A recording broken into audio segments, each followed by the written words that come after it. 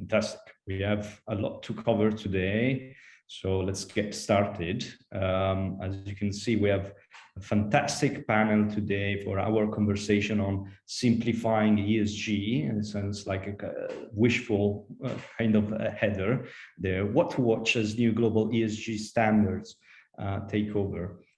Now, I'll introduce our speakers in a minute, but before, let's go through the agenda for the day. So I'll start with some general housekeeping, so very basics. Then our conversation today will have three main parts. The first part, we're gonna set the stage, essentially seeing a bit, what to expect from standards this year, and how the overall trend is moving from what it was more reporting in the past, then better reporting, and now better strategy. We're going to have a roundtable conversation with our speakers with some thought-provoking questions, and then we're going to do a bit of scenario imaging and ask ourselves what's going to be material in 5 years. And of course, we want you to be engaged. So there will be polls throughout the session, and also a final Q&A to give you an opportunity to engage with our speakers today. And before introducing them, yes, the general housekeeping, of course. So get your questions ready. You can use the chat box or the Q&A functionality of Zoom to ask your questions. If you have any technical difficulties, please chat to us on Zoom or email our marketing team. Hopefully we won't have any technical difficulties. And finally, a reminder that this event is being recorded. For those of you that don't know Datamaran, Datamaran is a software as a solution company. We have a cloud-based platform that uses patented technology based on natural language processing to analyze the narrative around ESG and sustainability factors in a variety of publicly available information, including annual reports, regulations, policies, and online news and media.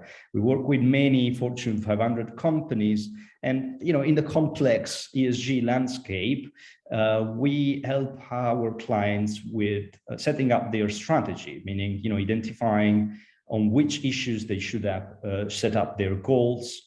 They should set up their data management, data collection system, and they should engage their supply chain with. But let's move now to our speakers today. So we have a very rich panel with Chris Libri, from Director of ESG at Applied Materials. Hello, Chris, how are you? We have Nikolai Lundy, Chief of Marketing Relationship at the Value Reporting Foundation. For those of you that missed a couple of episodes in the ESG frameworks and standards landscape, the Value Reporting Foundation includes the SASB standards together with the IIRC, the Integrated Reporting Framework. Then we have Philip Gregor, head of the Responsible Companies section at Frank Bold, and also member of the EFRAG Sustainability Reporting Board. Then we have Francesco Curto, Global Head of Research at DWS. And finally, me, VP of Innovation and Accounts at Datamaran. So we're ready to kick off our conversation for today. And of course, we want to do that by hearing first from you, the audience. So we can launch our first poll. And I'll temporarily disable my screen share. So what is the most pressing need for your organization in relation to sustainability ESG or ESG? I can see the responses are coming in.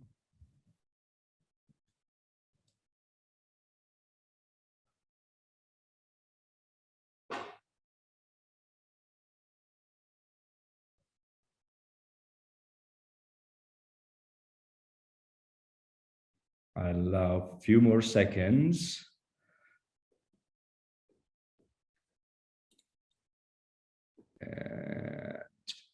Yeah, I think we can end the poll for now. Majority has answered.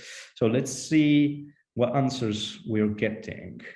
So 25% of our audience is focused on building and updating their own ESG strategy. I think it's a reflection of the fact that there are a lot of shifts right now.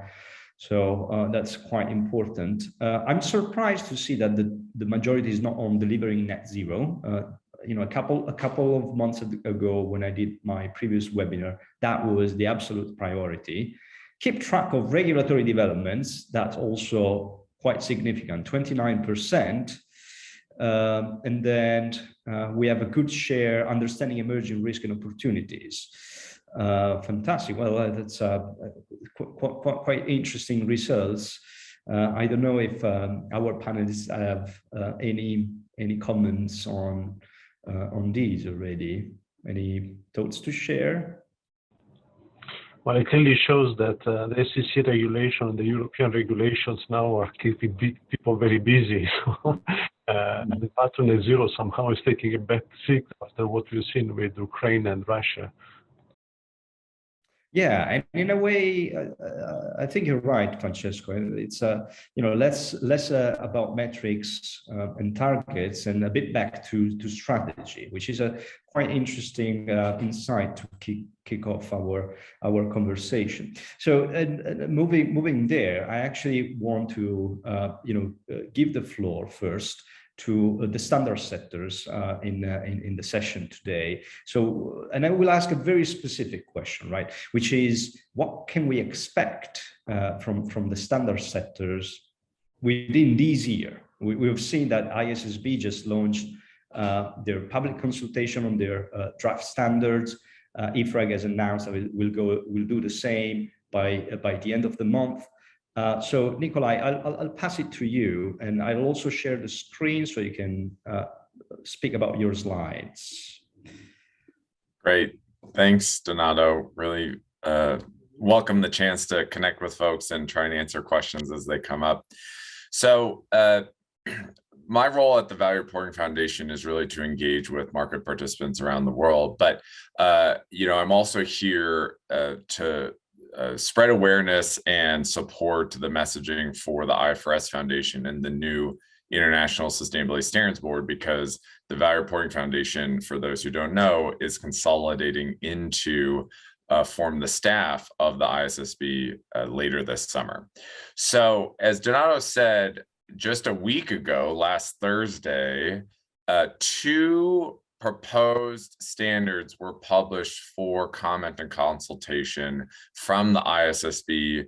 One focused on general requirements, and this would form the idea of moving the market towards a global baseline that you could have companies and investors understand as a core set of information that is relevant to providing insight into enterprise value, that allows for comparability around the world, that regional jurisdictions could supplement or add on to build upon with any specific policy or jurisdictional priorities.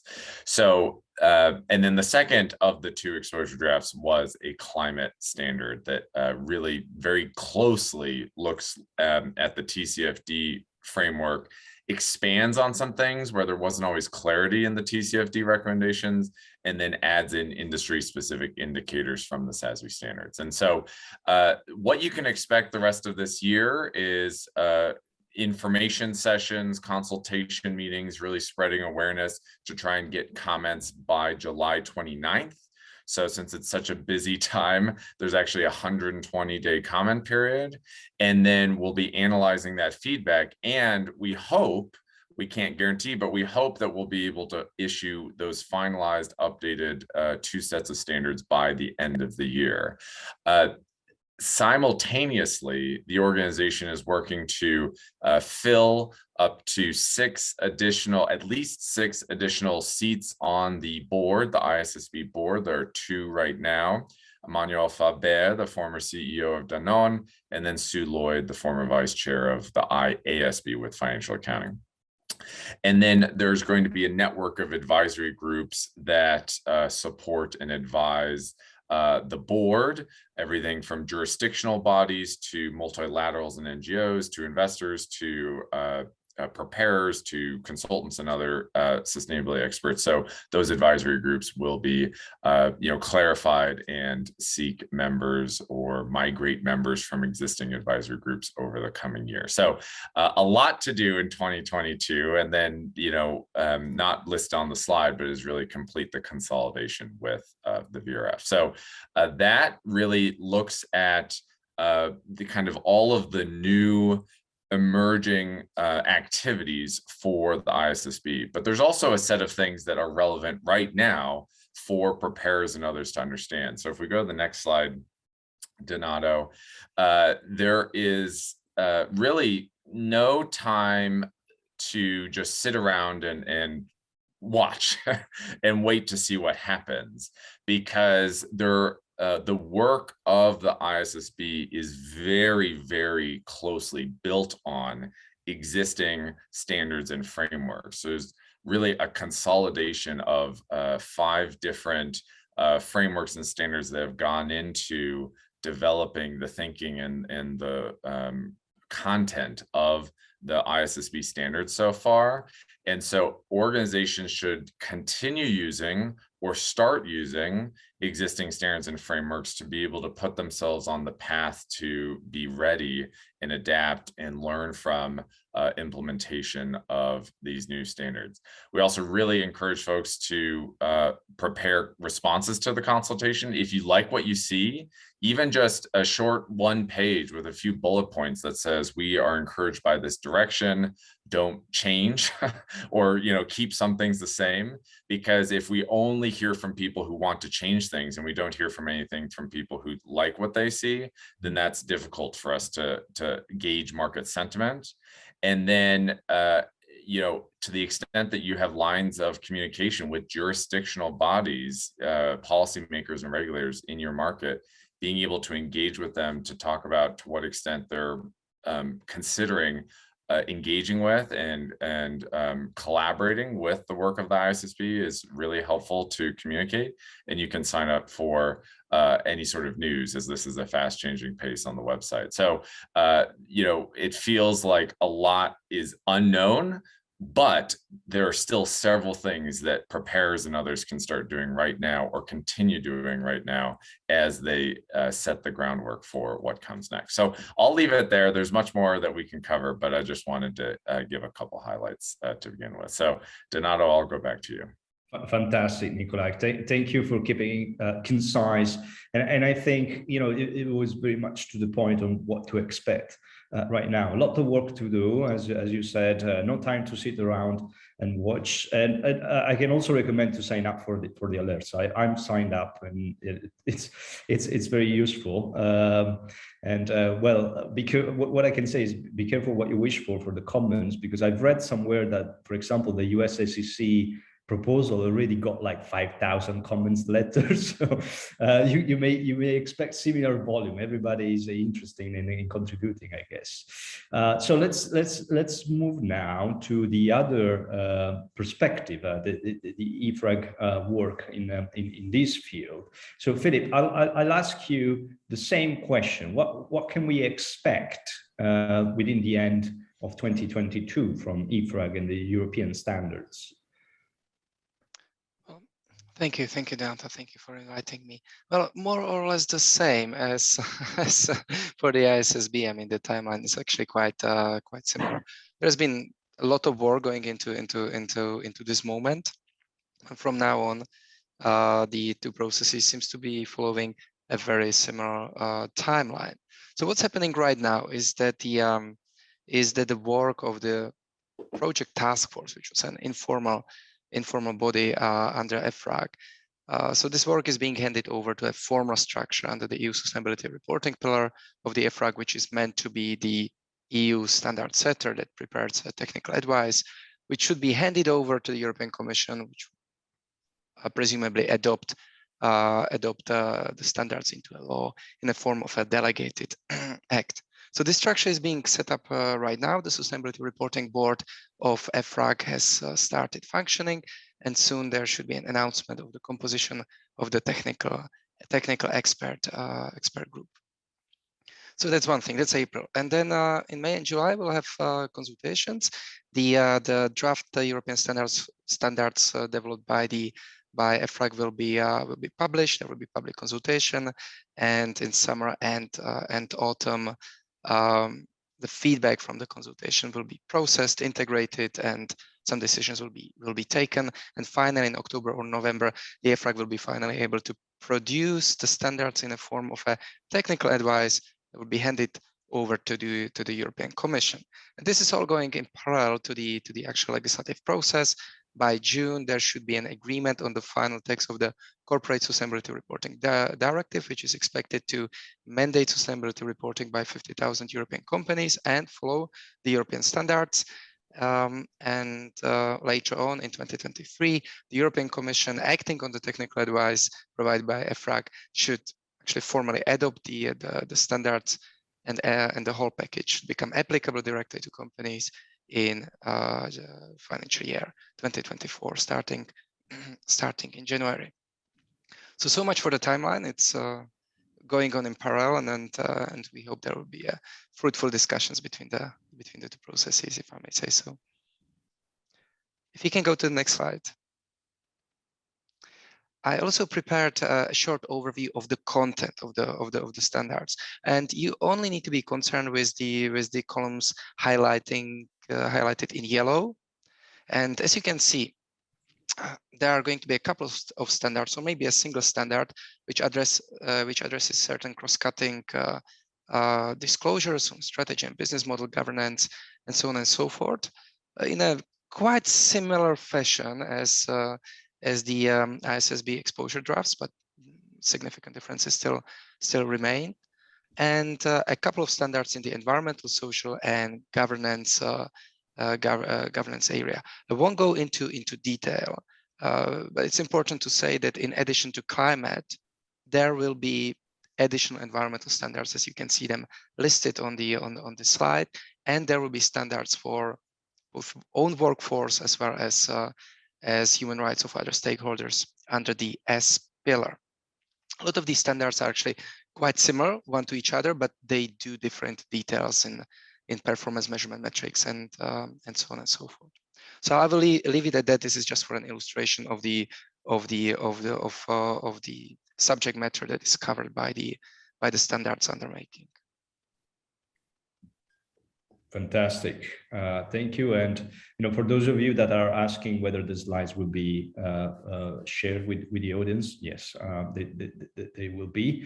So now I already see that some questions are coming in from the audience for the standard setters, and we'll keep those for the final segment, where I promised you that we'll have the final Q&A with the audience. Now, my job as a moderator, typically, I should ask questions to the standard setter, but I think I will delegate that to our fantastic speakers today. So we have Francesco that represents the investor side, and Chris that represent the corporate side. So what I ask them is actually to prepare some questions to ask to the standard setters, so I can sit back and enjoy the fantastic conversation.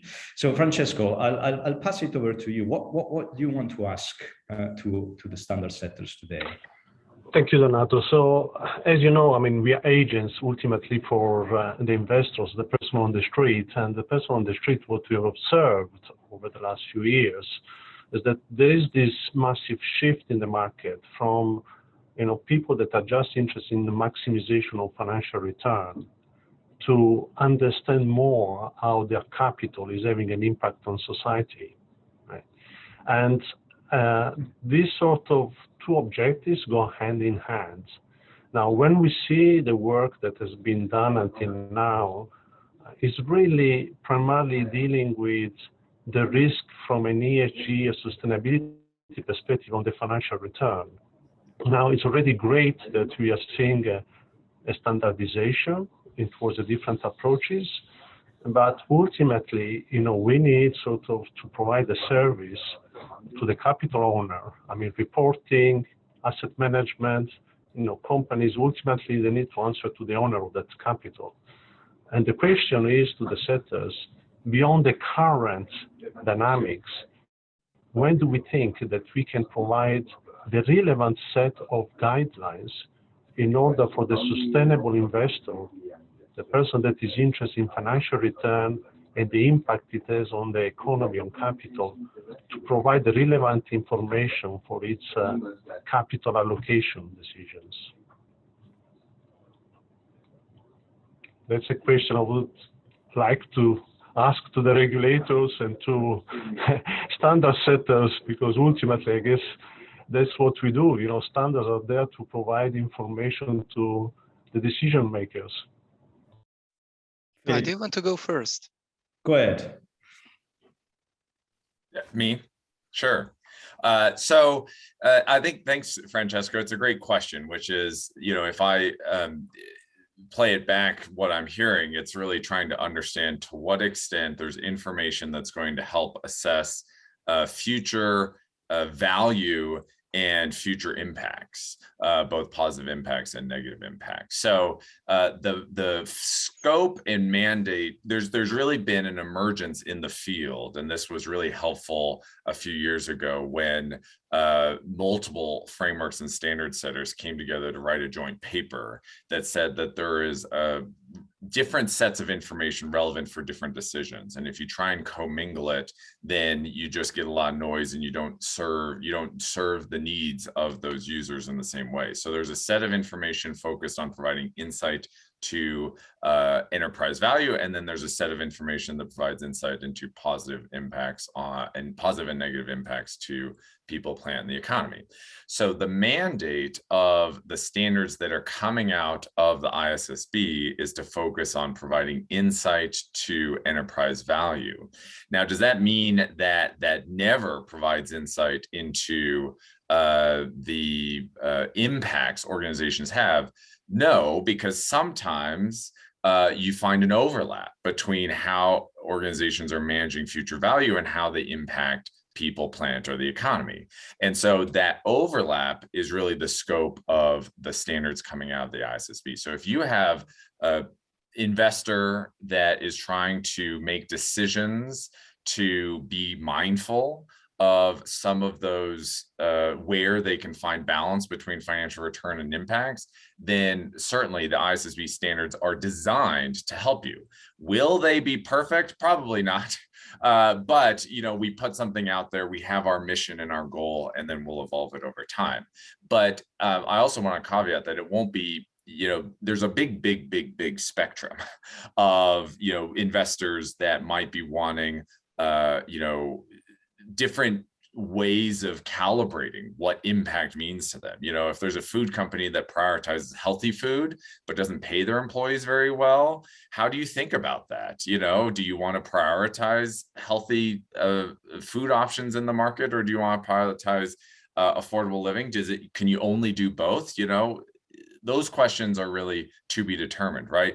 And so I do want to clarify that there shouldn't be an expectation that one set of standards, and certainly not the ISSB standards, is going to meet every investor's needs for every types of decisions, but they will reflect the feedback we get from companies, investors, and other market participants, including regulators, around how to help provide insight to sustainability and where that impacts enterprise value based on the company's operations and its own impacts. But I'll turn it over to you, Philip. Thanks, Nicola. And let me say, just as a side note, Donato, you refer to us as standard setters, and I believe we are participants in those standard setting bodies, but are not really speaking, or I don't know about you, Nicola, I'm not really speaking on behalf of EFRAG. I happen to be a member of the board, but I'm speaking in my own capacity. Of course, I'll try to respond as best as I can. So, yeah, I would subscribe to much of what Nicola said.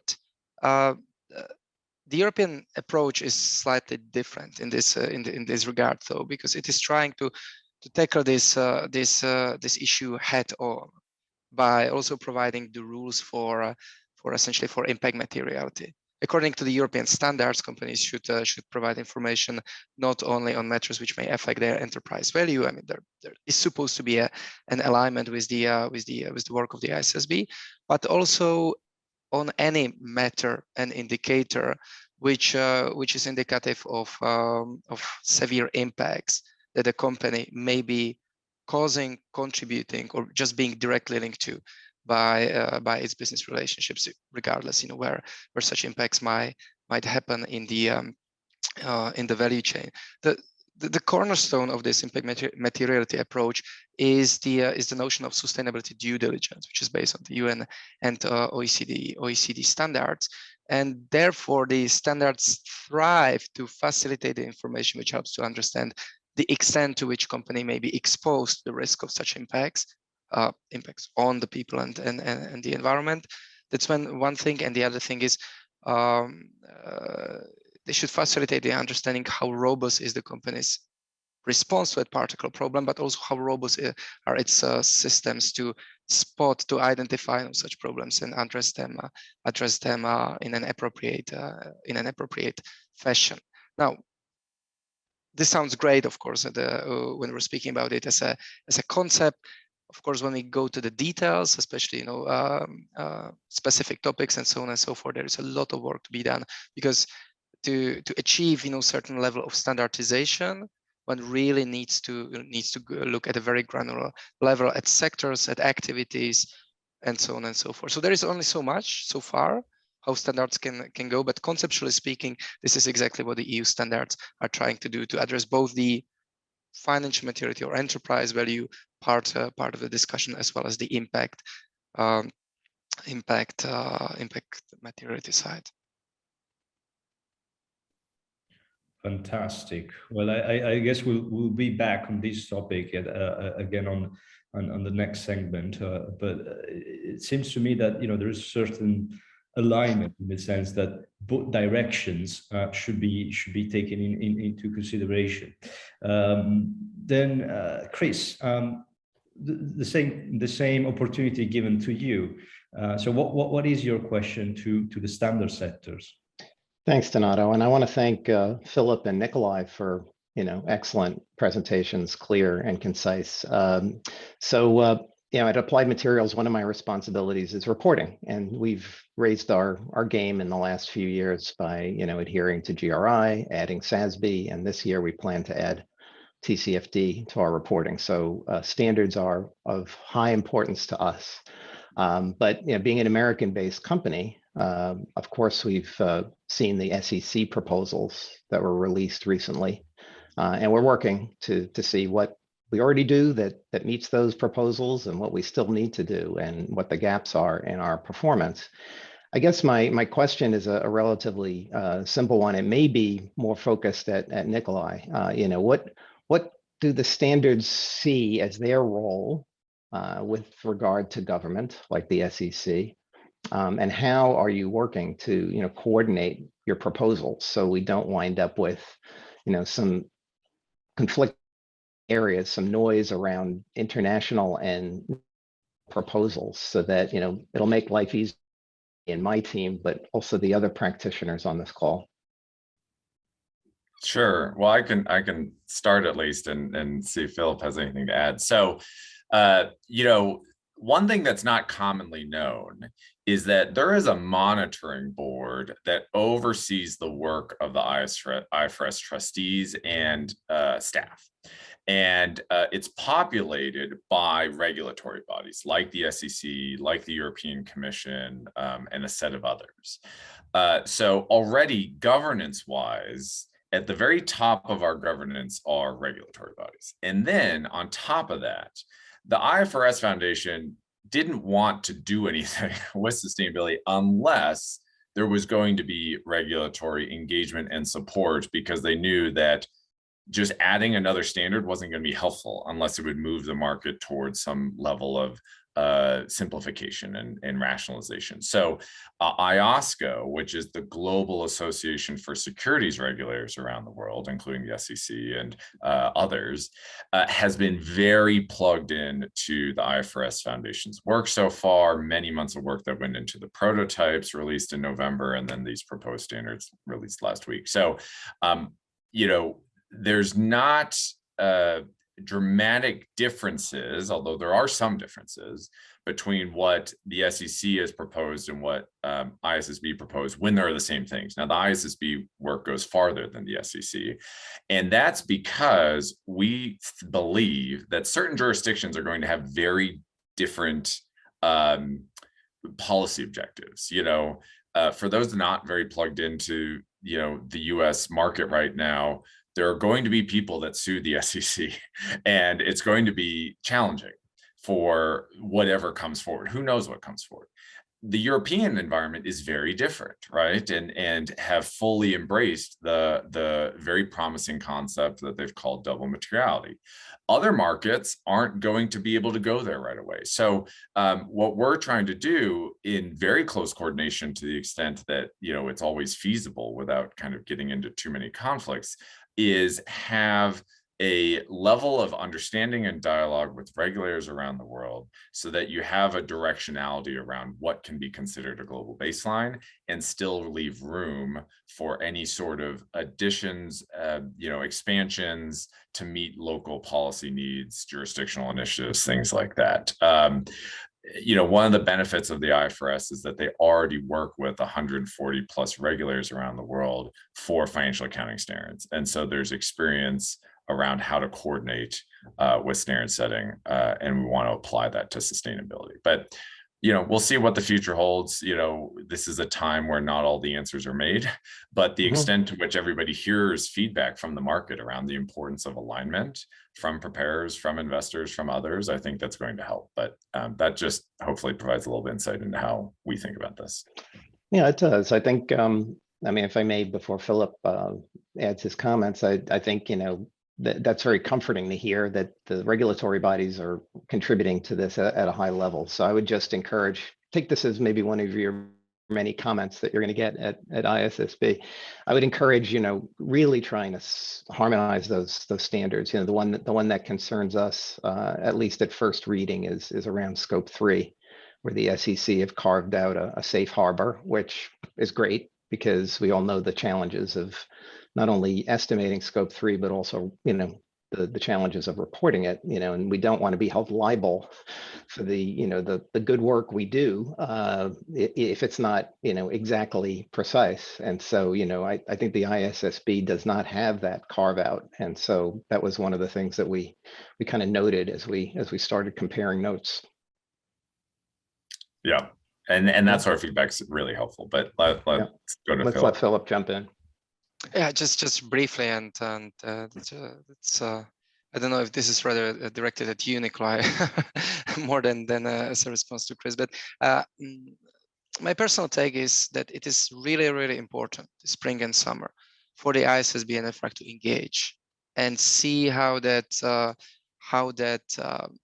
coexistence or maybe building on the ISSB approach can work in practice, especially in a case such as Europe, which, as you said, is following the double materiality, is able to go much farther in terms of the specificity of certain climate disclosure, in terms of especially, you know, the targets and transition plans and so on and so forth. We just need to figure out how to make those systems work together and supplement each other.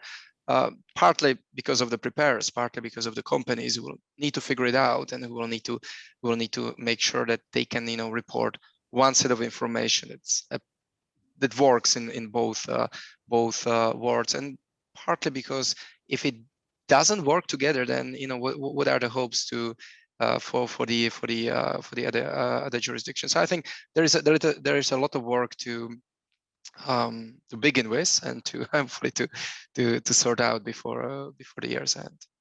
Yeah, well, and we're still seeing where that lands. We're already in dialogue with EFRAG and feel that there's a lot of opportunity to collaborate. But the trialogue between the European Commission, the European Parliament, and the European Council to figure out, they're still debating what specific language they're going to implement in the CSRD around the importance of alignment with international standards.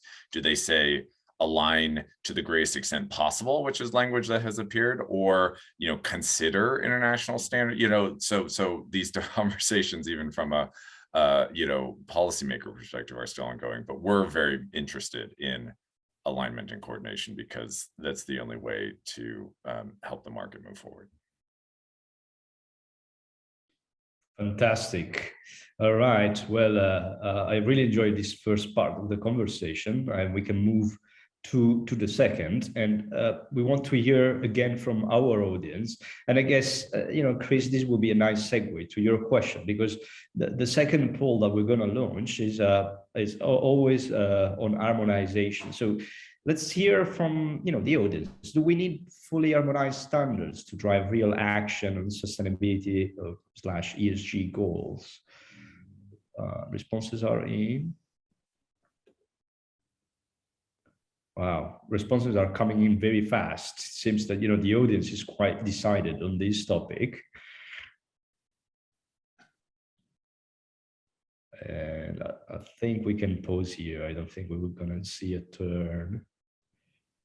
We can end the poll and share the results. All right. Well, the yes has vast majority, 82% says yes, 18% says no. It's interesting. I think, you already shared a lot on harmonization. I think my only comment would be that harmonization doesn't come with superpowers, right? It makes things easier, but it doesn't not necessarily equal to real impact or enforcement in that sense. And after all, if we think about it, in financial accounting, we don't have perfect harmonization either, right? different accounting standards in the world. But let's move to the roundtable now. So the way roundtable work is that I'll have 3 questions, and each question will be answered by 2 of our guests today. And I'll please keep your answers quite fast and concise, so we can continue having this rapid fire conversation. So my first question is for Francesco and Chris. And it's about, well, ESG is under fire right now for a number of reasons. Are the new standards going to fix its issues? What do you think? Yes, it is going to fix some issues, but still it's not fixing all the issues. ESG has been a deregulated market until very recently with SFDR in Europe. And basically, in these type of situations where you don't have an official standard, it is important that you define your own ESG standard, and then you are consistent with this. But then, you end up in a Babylon where, ESG is different meanings for different people. So to have a standard clearly is important. But then, as we have seen today, there is Europe that is focusing on double materiality, and IFRS and CCs on single materiality. So you're still going to have some ambiguity with regards to what is really ESG. Can we talk about a single ESG? Can we talk about sustainability? What is the difference between ESG and sustainability? So yes, that is an improvement, but the journey is still at the beginning, I would say.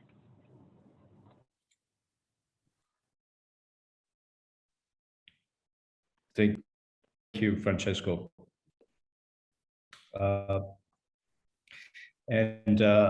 Chris, what are your thoughts? Yeah, well, I think let's start with the concept of ESG under fire. Why is it under fire? Probably because it needs to raise its game. We need to deliver. And so, my short answer to the question is, is no. Standards alone are not going to solve that issue. I think standards are really helpful, and getting them harmonized is going to be even more helpful because it'll allow teams that are leading ESG in companies like mine to focus more on delivering our objectives, right? We'll have clarity around what we're trying to deliver. We'll have clarity around how we communicate what we're doing, and that'll enable us to really focus on delivering. I've always said that, you know, ESG is about transparency and performance. And it's the performance piece that, you know, we really want to try and focus on and start making the kinds of impacts that the world needs in order to get on track. Okay, so I don't know, Francesco, do you have anything to add? Well, I mean, the only thing I can say is that clearly the moment that, you know, you bring ESG to the attention of the finance director and reporting, and you open this issue to litigation, then the issue of ESG, you know, starts to get prominence within the organization, because then it becomes transformational. You know, we all bound by our legacy and knowledge, and most of the people working in finance have got very little understanding of sustainability. Now they need sort of to start to get up to speed to this. So, you know, the concept of bringing this at a regulatory framework and implementing at this level, then it goes to the board, and then, you know, you start to see some action. So I don't underestimate the importance of standards here. I agree. And I think, you know, in my time leading ESG, which is a number of years, I've seen a significant increase in board interest, in, you know, financial teams' interests, in investor engagement, and all of those things definitely are attributable in part to standards. Ultimately, it does come down to transparency and performance. And if we don't deliver on our objectives, you know, it's going to not only be bad in terms of people's reputation, but also in terms of the planet. You know, we need to really start to have an impact.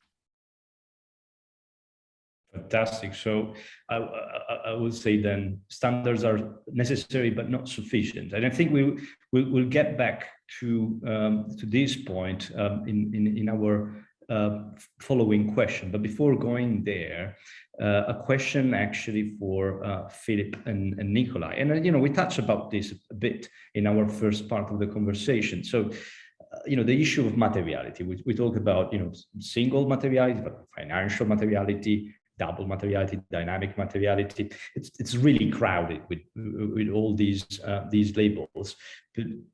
But what difference does this idea make in practice for companies? Can you give like some clear examples, some ideas on, you know, is it really that different to think only about financial materiality versus double materiality? Is it going to change anything for companies for real, or is it just conceptual debate?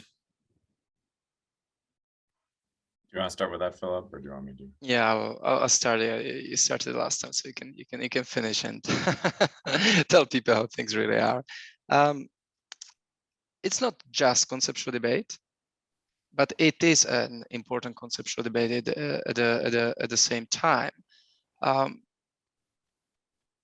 The thing is that everything starts with the impacts, and just to build on what Chris was saying about, it's about the time we start having impact. Well, the part of the problem is that we do have impact, a major impact on people and planet, and we need to figure out how we can change that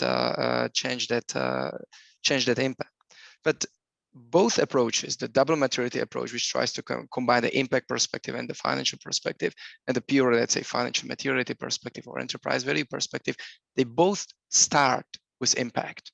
You can't consider the potential consequences of ESG matters on your company unless you have some idea of what are the impacts which are connected to your organizations. And of course, you know, they can be cost contributed, they can be, you know, buried somewhere in the supply chain, but they may hit you back.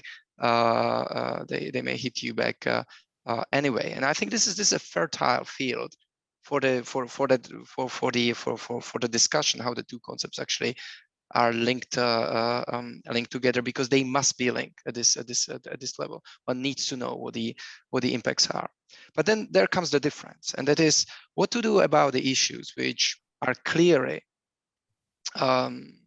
meeting the category of severe impacts, but are demonstrable, if it is an English word, not having an effect on the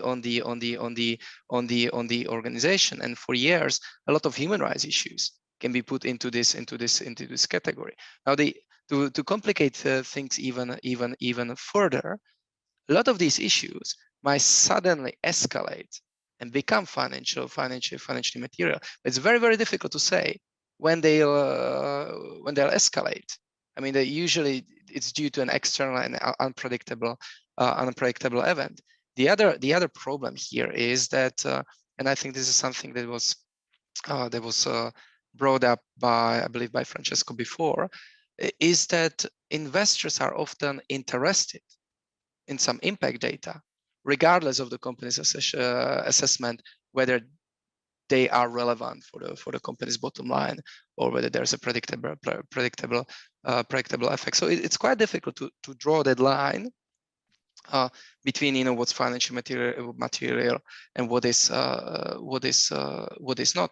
And as a result, there is actually quite a big overlap of let's say impact metrics, which are considered or as financially or potentially financial material and are reported as such. And so what we need to do is to make sure that those metrics are aligned in various systems, in those that prefer or favor impact materiality, such as GRI, and to a certain extent the European system, and the frameworks which are built on the around the concept of enterprise value, such as the ISSB and TCFD and so on.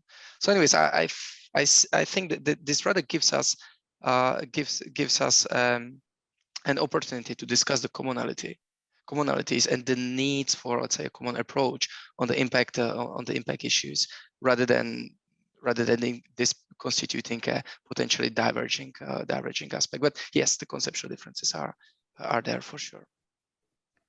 Nikolai, what do you think? Well, I really appreciate and would echo what you said around materialities about impacts, and it's kind of just where do those impacts fall. I think that that's just a really clear summary.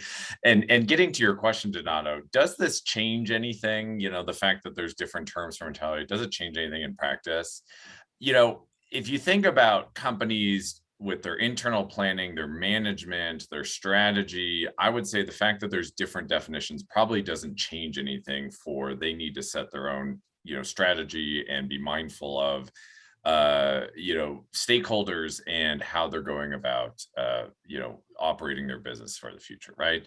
But in the context of external disclosure, materiality is used as a term to refer to the decisions that other peoples are making based on information. That's the kind of the baseline of materiality in the context of disclosure, is somebody needs to make some decisions based on information. And so any company that is making disclosure statements, either because they're required to or they're choosing to, if they're not crystal clear around why they are disclosing and for whom, then they're probably not going to be effective with anything that they disclose. So you really have to know who you're reporting to and for what purpose. And that's where I think concepts around double materiality, the traditional financial enterprise value materiality, those can be helpful because they can guide how to think about this. Are you reporting in order to provide insights to capital providers around how sustainability management impacts enterprise value? Traditional materiality helps give you guidance for thinking about what does that mean, what types of decisions. But if your goal is to provide information around impacts on the planet, people, the economy, that don't necessarily clearly impact enterprise value, although they could, then materiality focused on impacts is much more relevant to you. Or if you want to do both, that's where double materiality fits in, right? And so I think that understanding what you're trying to accomplish helps you understand the materiality frameworks and materiality guidance that different resources, different standards are trying to satisfy.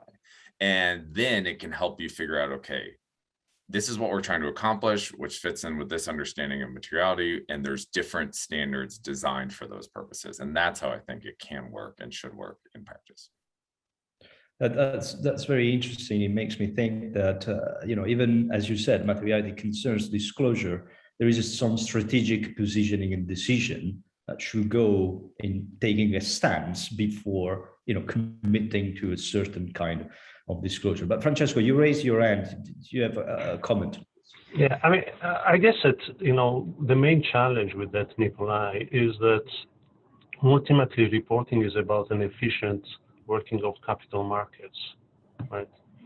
And the main issue with regard to this approach that I see is that if I want then to deliver a service to my sustainable investor, right, I don't have an official reporting standard that I can use, which basically means that I am conflicted because I'm measuring the concept of sustainability, which post-1928, yeah, when accounting became an independent profession because of all the conflicts of interest of the financial crisis, I'm basically now conflicted because I'm measuring risk or data providers are measuring risk. And the sustainable investor is facing additional costs to basically be in a sustainable fund versus that fund that is basically ignoring the impact it has on the society and on the environment. So to a large extent, what we are finding is that sustainable investors is subsidizing, the companies that don't care about the environment. And that is a big problem from an efficient capital markets perspective, because we know, as a matter of fact, that the depletion of environmental capital on the last 40 years is not sustainable. So we need to ensure, right, from the point of view of sustainability, that we rebalance this. And if I have to buy MSCI data or S&P 500 data in order to look at this double materiality, and the fee are going to be higher than a non-sustainable fund, or double materiality funds are going to be more expensive than single materiality fund. It doesn't work. So from my perspective, this is why, from a sustainability perspective, we should make the opposites, right? Efficient markets is about ensuring that the cost of capital for highly polluting companies should be higher. At the moment, it's lower, right? Because ultimately, the consumer doesn't care about the environment, has got the lowest fees. And by default, you can access an MSCI World if you don't care about the environment. You need to pay additional data in order to be sustainable. So this is really the issue that regulators and standard setters should take into consideration. How can we ensure that capital markets work effectively and efficiently? And the current path says we can service both things. I can't see that working. So it's a really excellent point, Francesco. I was really trying to say for companies, what should they be thinking about? But you're drawing a bigger point around like how do capital markets function and what's the actual cost to accessing data, which is a really excellent challenge, right? I mean, if we go back to the previous question, do standards fix any issues? One of the reasons that ESG data is more expensive and ESG funds are more expensive, there's a lot of reasons. Part of it is that there's a perceived brand benefit. So when you have a brand benefit, you can charge more. That's a separate issue. But one of the reasons is because it is difficult to collect data. Now, if you have standards that allow for much more comparability, and you have requirements to publish data publicly, as you're starting to see emerge in all sorts of jurisdictions, not just the SEC and the EU, but lots of places, then those data providers that are selling data and saying, oh, you got to pay us a lot because it's really hard to collect this data, that data collection process starts to get commoditized and it starts to get interchangeable. And you don't have that same price premium that you do with data collection. Now, again, there's other issues that drive pricing. It's a whole, we could have a whole, multi-hour conversation about it, but I just want to flag that that's one element that I think standards help with, is they reduce the cost of entry to even accessing this information. But go ahead, Donato. Yes, no, I'm sorry I have to play the role of the bad moderator here, saying, you know, guys, it's a great conversation, but we're bound by time. So we need to move next. I'm just pleased that with this conversation, actually, I think we defeated the stereotype that the investor is just concerned with financial materiality, but, you know, we have an example here of an investor that cares about double materiality and the impacts. So that's interesting too. So before allowing the Q&A for the audience, really quick scenario imaging exercise, and I'll ask all the speakers to be very quick on this one. Like, I really want a flash, and the question here is, what is going to be material in 5 years, right? We've seen climate change rise from sort of an environmentalist trigger topic to a topic that right now is heavily regulated action by governments, by watchdogs. Actually, to give some context, I have this graph that features our data that shows the trend on regulations related to climate change across different sectors. And this is remarkable over years. And when we talk about dynamic materiality, I think this is a very, very telling example of seeing that in action. But really a flash from each of you. What do you think is going to be material in 5 years? Do you want to start, Chris? Yeah, I want to just make a very brief comment on the last thing, which is that a level playing field will do tremendous things for ESG. So, I mean, I think this has been a great discussion. I mean, I think in terms of what's coming, I mean, depending on where you sit, I mean, climate change creates uncertainty, and so clearly the kinds of issues that are on the horizon, water, biodiversity, are starting to emerge and become important topics for all companies, not just companies who directly touch those areas. But I think the bigger thing is energy scarcity. When we look at the tech industry and the prevalence of artificial intelligence, the data explosion that's going on, energy scarcity is something that we see on the horizon as an issue that may limit not only some of our aspirations for growth, but also some of the opportunities we have to have an impact on climate change. Thank you, Chris. Philip, do you want to go next? Yeah, absolutely. Everything related to the value chains, both in terms of their length and vulnerability, as well as the origins of the materials. I think the last two crises, the current geopolitical one and the health crisis before, is showing what's ahead of us and how these issues are going to be material. And secondly, I think a lot of the focus of the discussion around the climate change so far has been on the energy, and the material side of the discussion is going to rise up really quickly. And I wouldn't be surprised if human rights will start popping up much higher in the agenda as let's say free democracies are realizing suddenly and finally that there is a certain difference between our values and the rest of the world. Thank you, Francesco. I think that we'll see more the interconnections between the climate change and all the other environmental factors and society factors, because sometimes you deal with climate change as being just a reduction of CO2 emission, but clearly it's got a massive impact on oceans, fresh water, you name it. And so this is going to become clearer, as well as the impact that it has on society, especially on certain developing markets.